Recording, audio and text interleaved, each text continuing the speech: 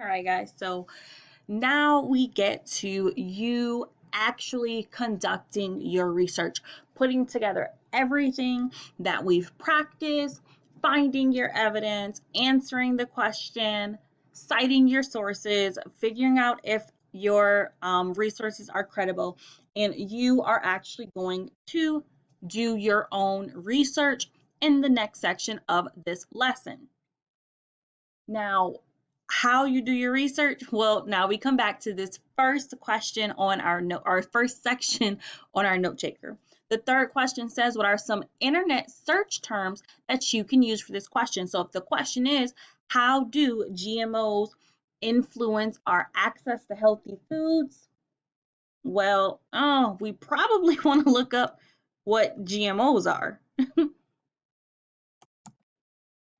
Genetically modified foods, genetic engineering might be something. And so these are just a few terms that we have that we can kind of use to start our search. Now, to start our search, we are literally just going to go ahead and go into Google.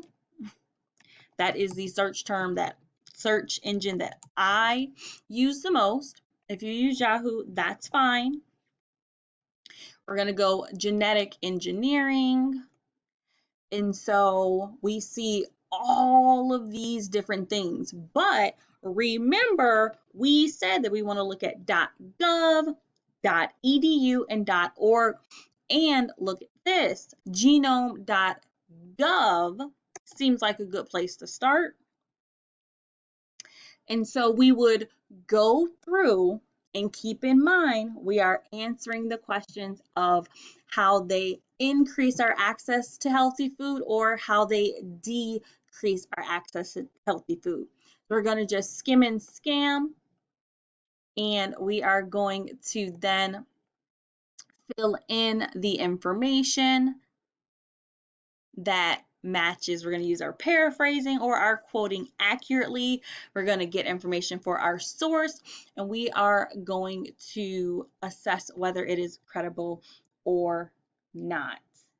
Now, obviously, you guys aren't going to use the exact same thing that I did, but you are going to do some practicing. So you will get more information from your teacher. If you have any questions, please make sure that you reach out to them. Have a good day, everyone.